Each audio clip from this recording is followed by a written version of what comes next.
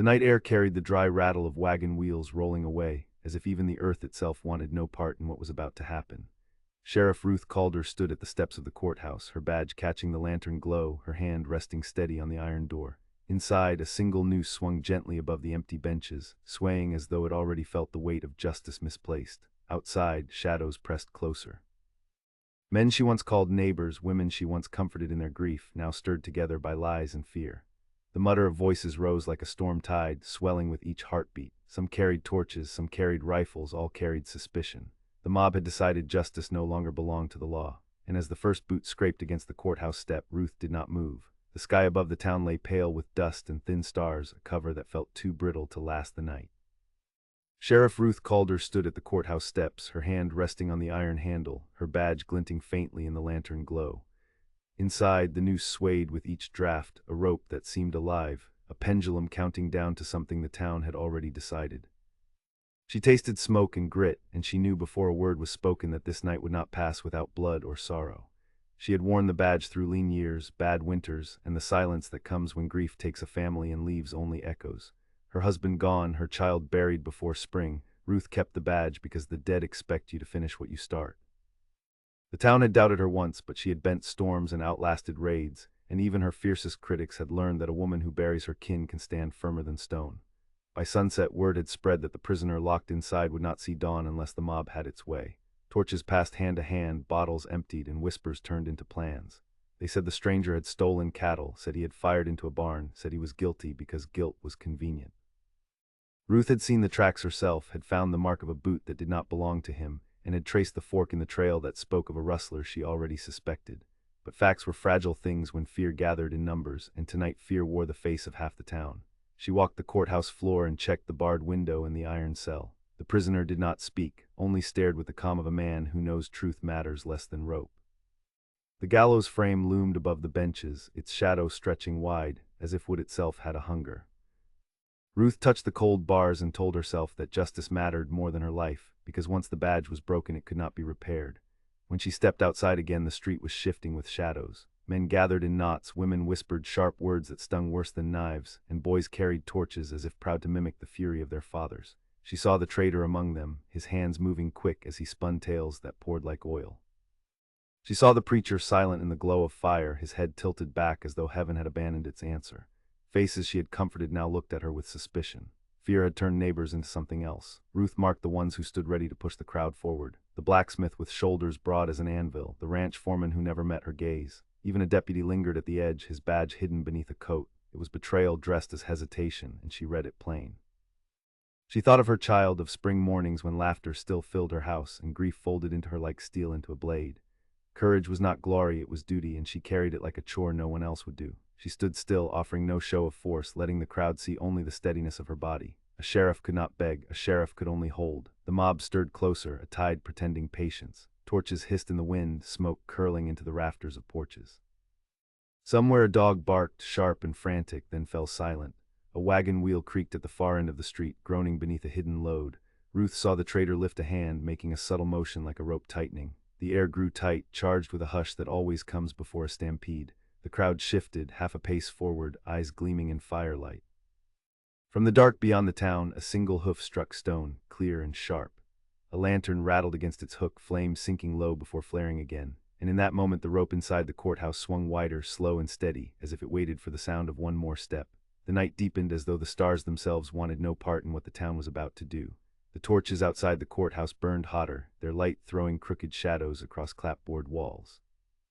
Sheriff Ruth Calder stood steady on the top step, her boots planted as if the wood beneath her belonged to her alone.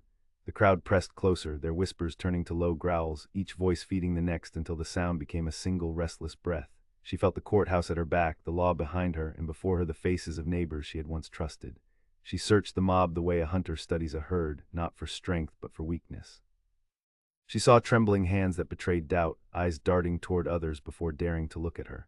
But she also saw hardened stares, men who had been waiting for this night to cast off the weight of rules. The traitor stood among them, smiling with too much ease, his torchlight reflecting on his eager grin.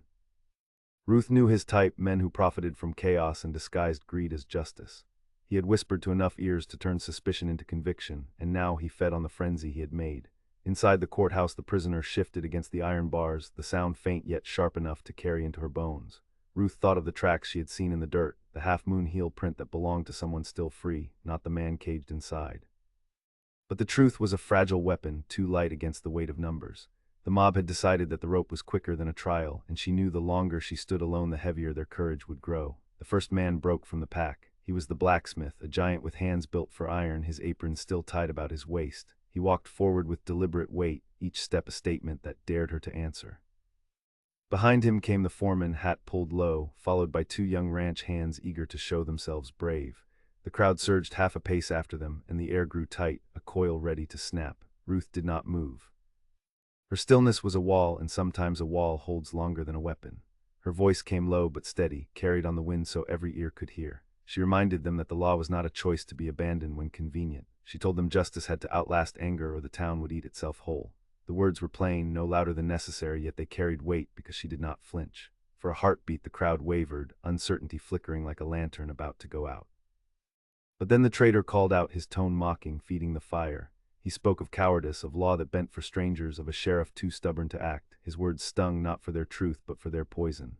Ruth's hand rested lightly on the rifle slung across her shoulder. She did not raise it, for that would give them the excuse they wanted. She only let them see it there, quiet and patient, as much a part of her as the badge on her chest. The blacksmith hesitated, his jaw tight, but the foreman stepped closer, his boots striking the step with a sharp crack.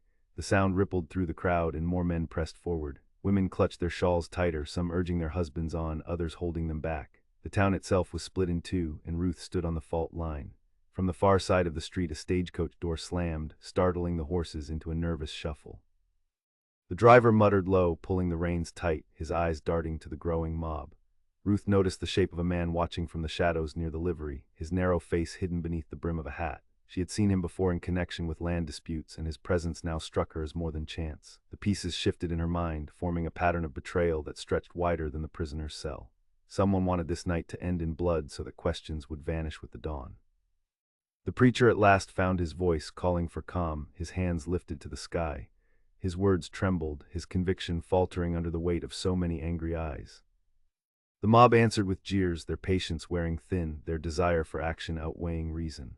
Ruth felt the tide rising against her, and she knew that holding ground would not be enough much longer. She would have to choose her moment to act, to draw a line the mob could not cross without consequence.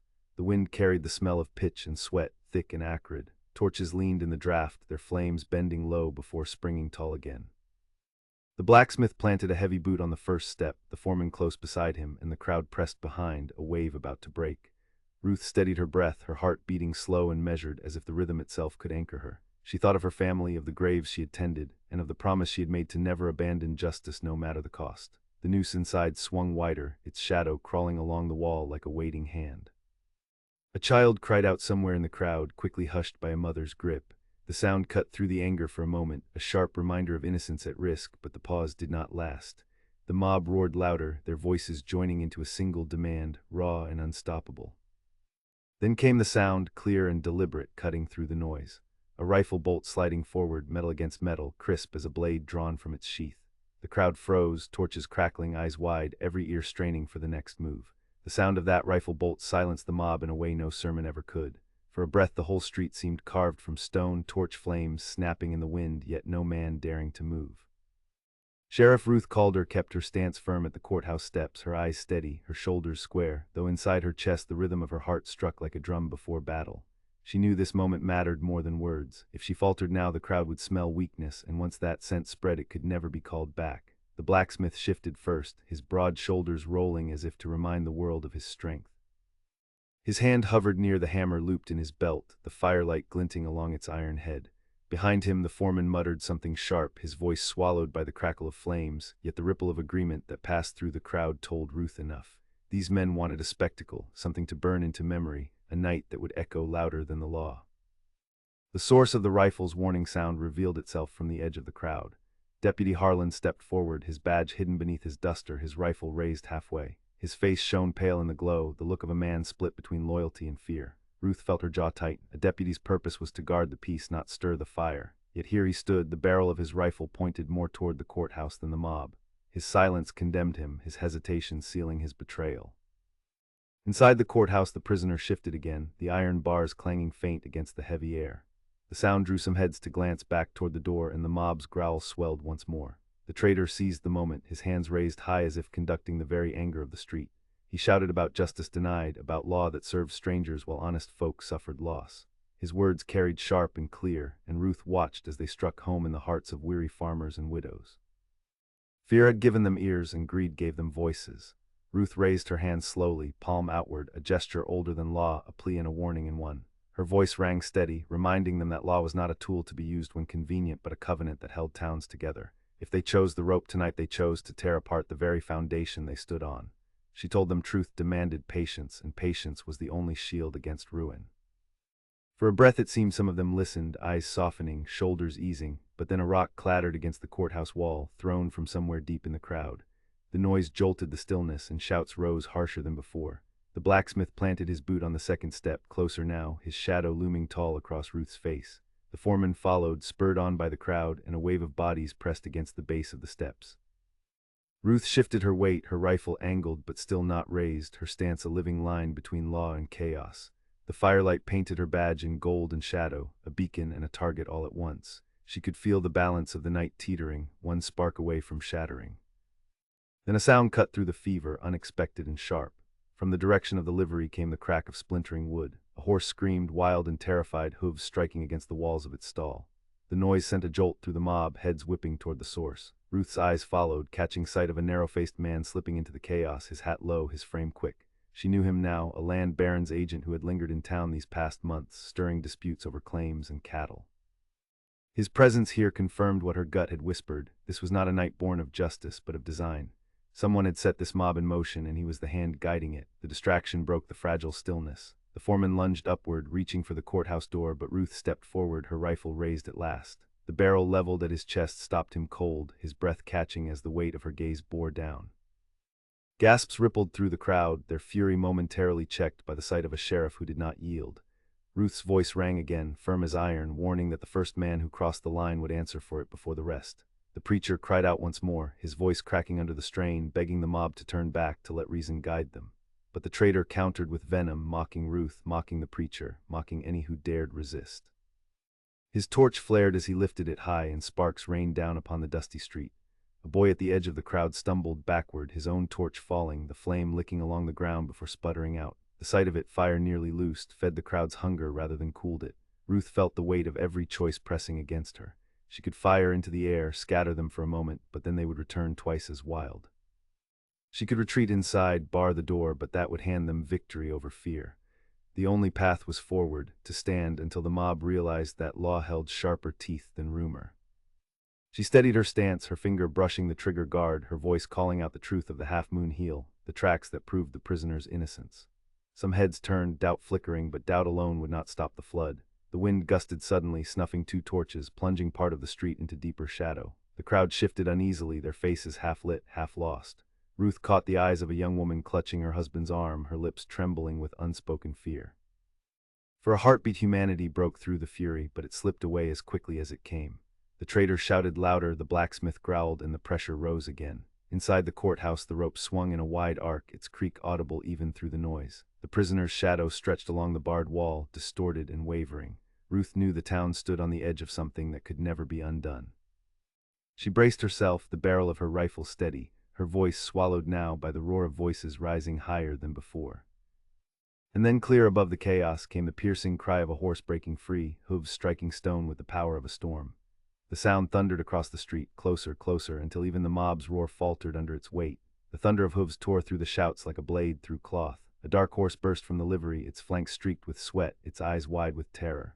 The narrow-faced man clung to the reins, jerking hard as he drove the beast straight across the street. The mob scattered for cover, torches swaying wildly, sparks spinning through the night air. Some fell back in fright, others cursed, and the noise swelled into confusion.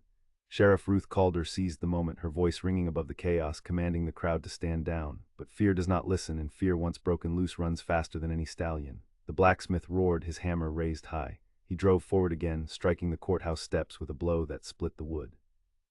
Behind him the foreman surged, his men close at his heels, and the mob at last lost patience. They stormed toward the courthouse, a tide of bodies lit by fire, their shadows climbing the walls like claws. Ruth leveled her rifle, her breath steady, her finger tight. She fired into the ground before the blacksmith's boots, the shot exploding dust into his eyes. The crack rang across the street, echoing off the false fronts of the buildings. The mob froze, startled, the smell of powder biting through smoke and sweat. Silence lasted only a breath before the traitor shouted again, twisting the moment. He called her a coward hiding behind bullets, claimed the sheriff had turned her back on her own people. His words rang with venom, striking ears eager to believe. The crowd howled back, their fury doubled, their shame hidden behind anger. Ruth saw the shift, the way shame becomes rage when fed by a liar, and she knew then the line would not hold much longer. She stepped backward into the courthouse, bracing the door with her shoulder, her rifle still raised. Inside, the prisoner gripped the bars, his eyes burning through shadow. He spoke no words, but his silence cut deeper than any plea. Ruth knew what he wanted to ask, why she risked her life for a man she barely knew. But she had no answer beyond duty, and duty was reason enough. The noose above the benches swung wide now, creaking with every gust of wind that slid through cracks in the wall. The sound was steady, cruel, reminding her of what the mob demanded. A crash split the air. The blacksmith's hammer slammed against the door, wood splintering, iron hinges groaning. The courthouse shook with every strike, dust sifting down from the rafters. Ruth barred the door with a heavy beam, planting her weight against it, each blow rattling her bones. Outside, torches slammed against the walls, smoke curling through broken shutters. She heard the preacher's voice begging them to stop, his words lost beneath the roar of men drunk on fury. She ran to the cell and unlocked the chains that bound the prisoner to the bars. He stared at her, confusion breaking his mask, but she shoved him back into the shadows. She told him without words that survival now depended on silence and patience. She returned to the door just as another strike ripped a plank free. A torch thrust through the gap, flame licking along the edges, smoke filling the hall. Ruth grabbed a bucket from the corner and doused the fire, steam hissing like a snake, but the wood smoked on, weakened and dark. From outside came the sound of the traitor's voice again, sharper now, naming her as traitor, demanding the rope. The crowd answered with a chant, low at first, then rising, pounding in rhythm with fists against the courthouse walls. The name of justice twisted into a curse, hurled again and again, each cry striking like a stone. Ruth felt the badge press heavier on her chest, as if the weight of the whole town's hatred had settled there. She thought of her child, of the quiet mornings when laughter filled her house, and she drew strength from memory. The blacksmith bellowed, his hammer striking again, tearing loose another board. Through the gap Ruth glimpsed his eyes, bloodshot wild, his fury blind to reason. She raised her rifle once more, her aim true, her breath slow. She could end him now, scatter the mob with the shock of death, but the law demanded more of her.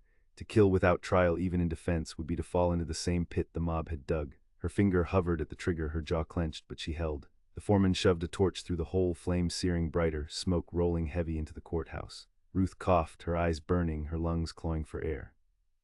She staggered back, the prisoner shifting in the shadows, but she waved him down, refusing to let him act. The noose above the benches swung wildly now, its rope black against the firelight, a pendulum of doom. The mob roared louder, their chant now a single voice, the word rope pounding through the walls. Outside, a shot cracked, not from Ruth's rifle but from another hand. The sound rang sharp, and the crowd screamed, some scattering, others pushing harder. A man fell near the steps, clutching his leg, blood spilling into the dust. Panic tore through the mob, some crying that Ruth had fired, others shouting betrayal. Torches flared higher, the fire spreading across the wooden porch, the smoke choking the air. Ruth staggered, the weight of choice pressing down. She knew the town had crossed the point of no return. The courthouse door shuddered, wood splintering wider, flame crawling across the beams. Ruth braced herself, sweat dripping down her brow, her rifle aimed steady. Outside, the chant turned to a howl, a beast with one voice, one hunger, pounding closer. The traitor shouted above them all, his voice sharp as a knife. And then came the sound that split Ruth's soul in two, the courthouse window shattering, glass raining down, followed by the scrape of boots climbing through.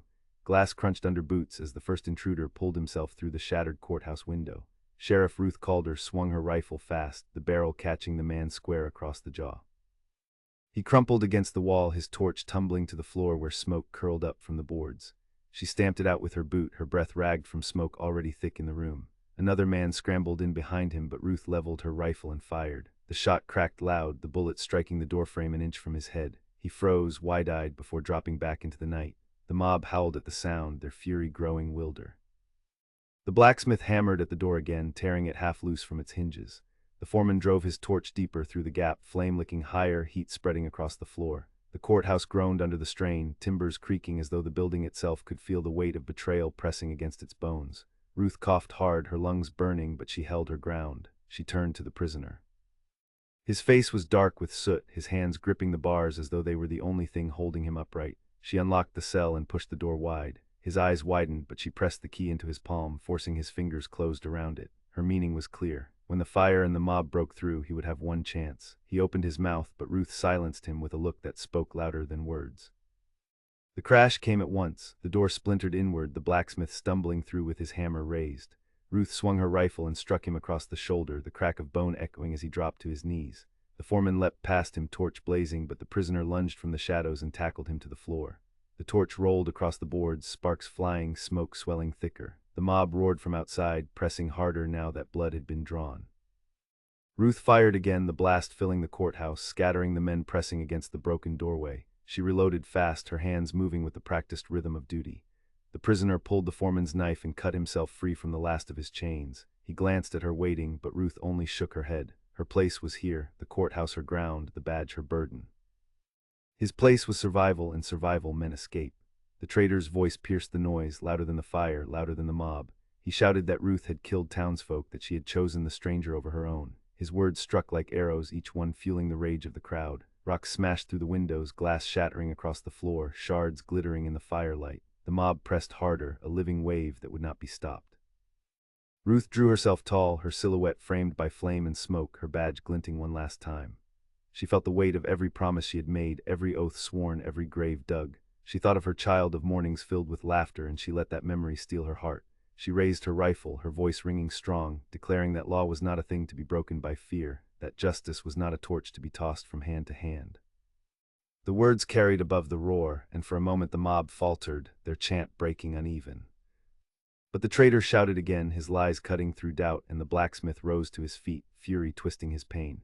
He lunged forward, and the crowd surged with him, crashing through the shattered door and broken windows. The courthouse filled with bodies, smoke, and fire. Ruth fired once more, then swung her rifle like a club, striking down another man. She fought with the strength of one who knows there is no tomorrow.